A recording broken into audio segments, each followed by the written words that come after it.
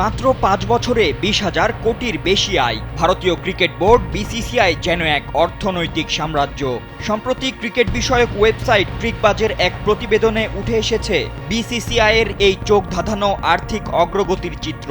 ২০১৯ সালে যেখানে তাদের কোষাগারে ছিল ৬,০৫৯ কোটি রুপি, সেখানে ২০২৪ সালে সেই পরিমাণ গিয়ে ঠেকেছে ২০,৬৮৬ কোটিতে। ২০১৯ থেকে ২৪ এই সময়টাতে বিরাট, রোহিত, জাদেজাদের নিয়ন্ত্রক সংস্থার আয় বেড়েছে প্রায় ১৪,৬২৭ কোটি রুপি, অর্থাৎ গড়ে বছরে প্রায় ৪,০০০ কোটি। তবে কিভাবে আর কোন খাত থেকে বিসিসিআই এই বড় অঙ্কের অর্থ আয় করল, চলুন জেনে নেওয়া যাক। স্যান্ডেলিনা সো, রূপচর্চায় আভিজাত্য। ভারতীয় ক্রিকেট নিয়ন্ত্রক সংস্থার আয়ের সবচেয়ে বড় উৎস মিডিয়া স্বত্ব ও ব্যাংক বিনিয়োগ।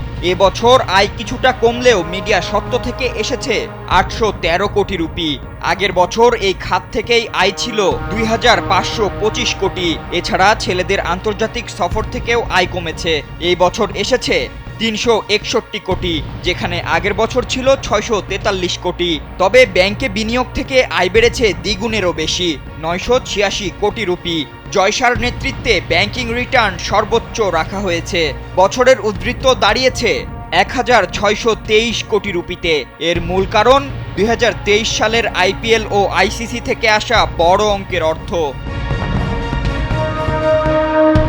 তবে বিসিসিআই শুধু আয়ই করছে না, বরং খরচও করছে দেশের ক্রিকেটে। ক্রিকেট অবকাঠামো উন্নয়ন তহবিল, প্ল্যাটিনাম জুবলি কল্যাণ ফান্ড, ক্রিকেট ডেভেলপমেন্ট ফান্ড সহ বিভিন্ন রাজ্যের ক্রিকেট সংস্থাগুলোর পেছনেও বিপুল পরিমাণ অর্থ ঢালছে বিশ্বের অন্যতম ক্ষমতাধর এই নিয়ন্ত্রক সংস্থা।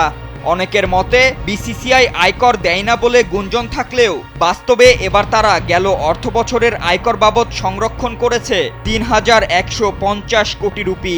একাধিক মামলা চললেও সম্ভাব্য দায় মেটাতে প্রস্তুত তারা।